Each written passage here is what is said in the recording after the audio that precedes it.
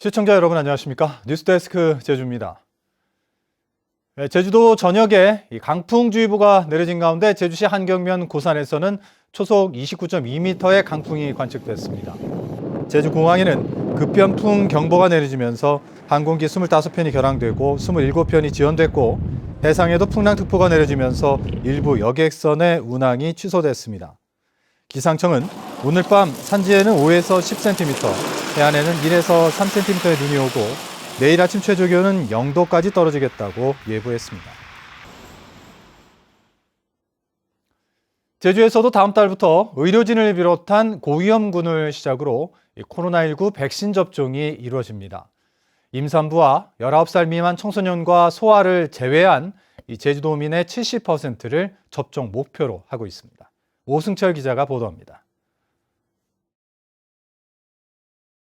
최일선에서 코로나19에 맞서고 있는 의료진이 다음 달 가장 먼저 백신을 맞습니다.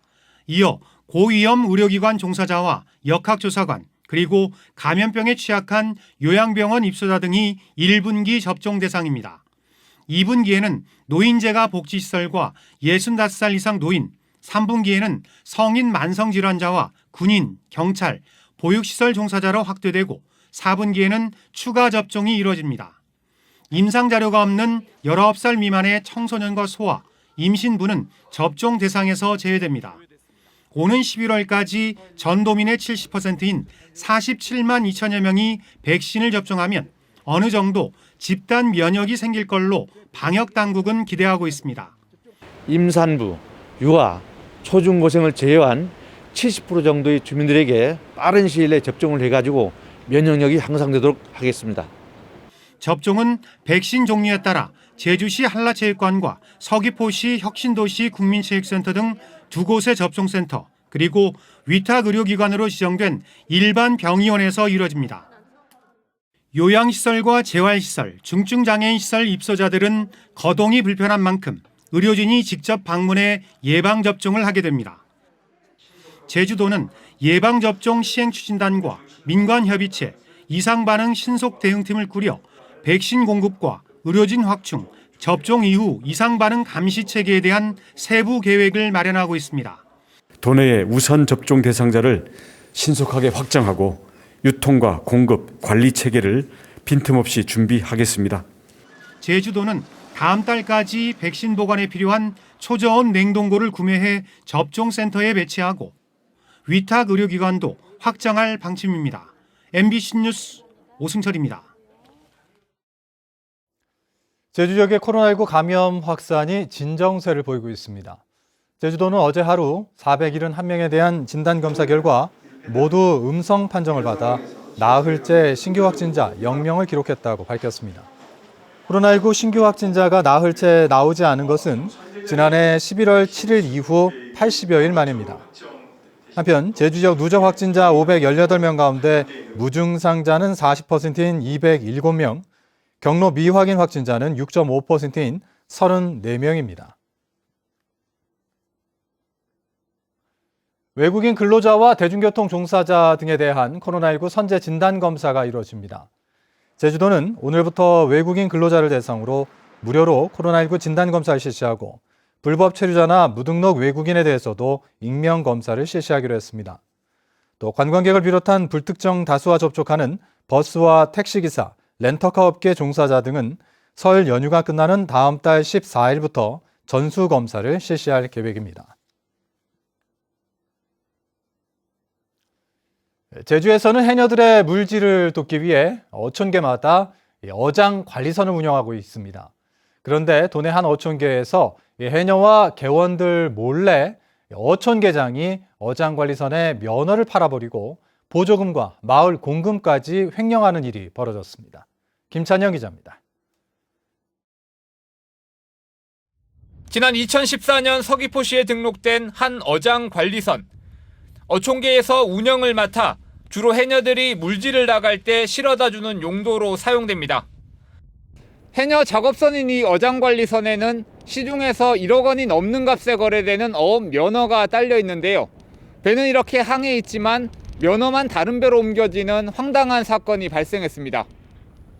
어촌계장인 A씨가 재작년 3월 해녀들과 어촌 개원에게 알리지 않고 면허를 팔아넘긴 겁니다. 현행 법률상 면허만 팔 수 없어 A씨는 배와 면허를 함께 매각하고 2달 뒤 면허가 없는 배를 다시 사놓은 것으로 해경 수사 결과 드러났는데 A씨는 이 과정에서 1억 원을 챙긴 것으로 파악됐습니다. 이거 지금 그 팔린 거는 불과 얼마 안 됐어요. 2019년도에 팔았지만 2000년도 말에 알았거든요, 이게. A씨는 또 보조금과 마을 공금에까지 손을 댔습니다. 지난 2018년 9월부터 2년 동안 보조금과 마을 공금 등 3천만 원을 횡령한 사실이 수사 과정에서 드러난 겁니다. A씨는 횡령 사실은 시인했지만 면허 판매는 마을 총회에서 결정된 사항이라며 코로나19로 판매 전 총회를 열 수 없어 설명하지 못했다고 해명했습니다.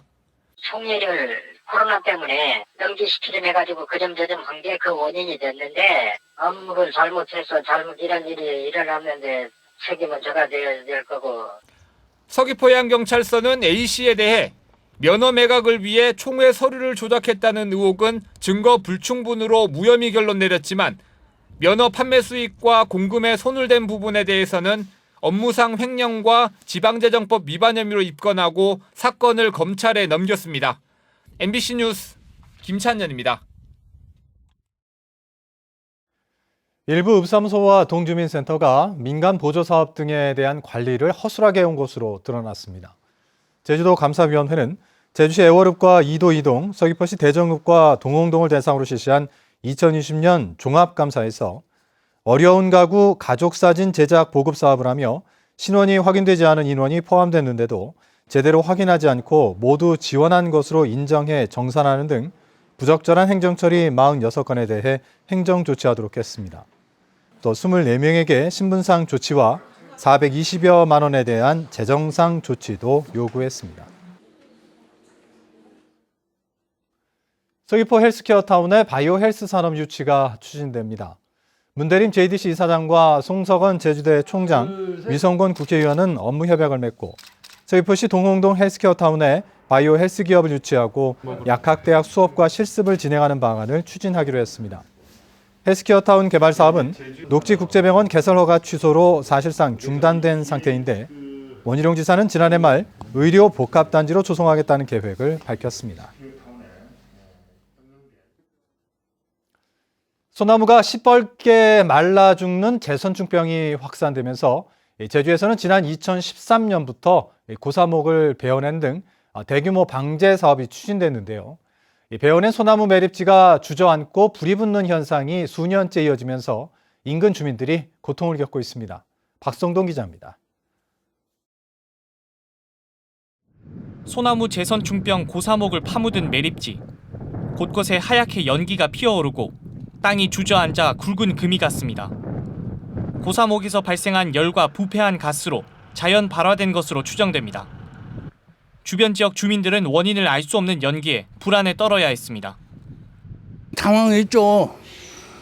냄새가 나니까 돌아봐도 그 찾질 못하고 한 3일쯤 있으니까 도, 시청, 소방서 다 와갖고 그걸 처리한 것 같은데 연기가 올라오는 구덩이에서 매캐한 냄새가 나는데요. 땅 밑에 매립된 나무가 벌써 수년째 타고 있는 겁니다.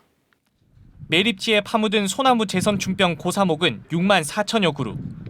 방제 사업이 한창이던 지난 2013년 제주도가 해당 채석장 업체 부지를 방제산물 처리장으로 지정해 3년 동안 매립했는데 그 뒤 2018년부터 매립지에서 땅 꺼짐과 연기, 악취 현상이 나타나기 시작한 겁니다.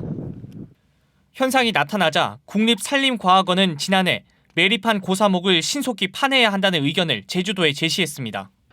한 특정 구역에서 물을 붓더라도 지그시 타면서 계속 살아나기 때문에 굴치를 이제 해야 되는 부분인데 한꺼번에 굴치를 하게 되면 그 땅속으로 이제 산소가 유입되면서 불이 이제 한꺼번에 이렇게 붙을 수가 있는 상황을 초래할 수 있거든요. 해당 업체 측은 당초 제주도가 고사목 처리를 요청해와 협조했는데 사후 관리에는 손을 놓고 있다며 난감하다는 입장. 하지만 제주도는 예산을 반영하지 못했다며 굴치 등 대책은커녕 정확한 실태 조사조차 하지 못하고 있습니다. 어느 특정 업체에 또 지원해 주는 거는 어려움이 많습니다 하면은 매덕 들어가는 거를 저희들이 해주겠다는 이렇게 할 수가 없죠. 그러면은. 잇따른 민원 제기와 산림청의 의견 제시에도 제주도가 해결책을 내놓지 않으면서 주변 지역 환경에 악영향이 이어지고 주민 안전도 위협받고 있습니다. MBC 뉴스 박성동입니다. 다음 달 임시국회를 앞두고 원희룡 제주도지사와 좌남수 제주도의회 의장이 4.3 특별법 개정안 처리를 촉구했습니다. 원희룡 지사와 좌남수 의장은 이낙연 더불어민주당 대표와 김종인 국민의힘 비상대책위원장을 차례로 만나 4.3 특별법 개정안 처리에 협조를 요청했습니다. 이낙연 대표와 김종인 위원장은 쟁점이 어느 정도 해소된 만큼 처리에 긍정적 반응을 보였다고 배석자들이 전했습니다. 한편 좌남수 의장 등 도의회 의장단은 국회 앞에서 4.3 특별법 개정을 촉구하는 릴레이 피켓 시위를 벌였습니다.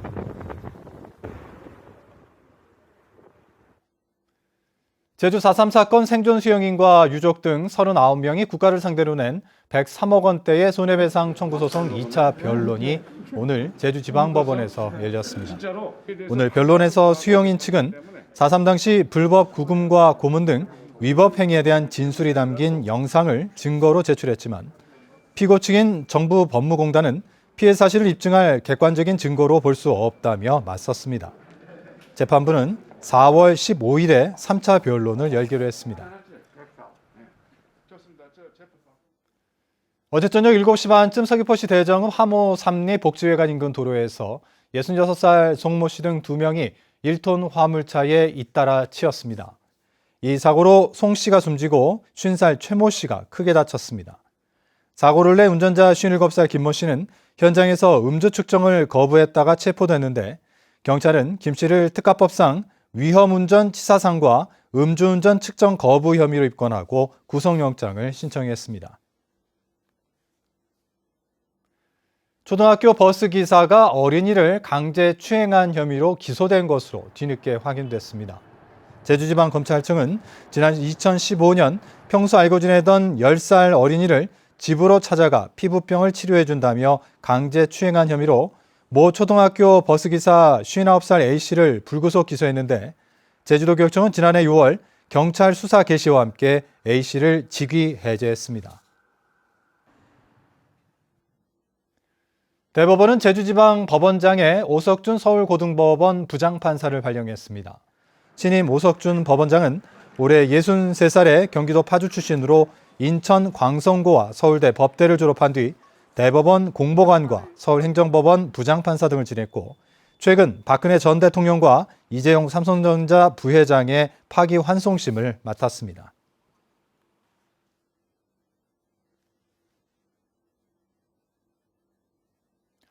이상으로 뉴스데스크 제주를 마칩니다. 시청해주신 여러분 고맙습니다.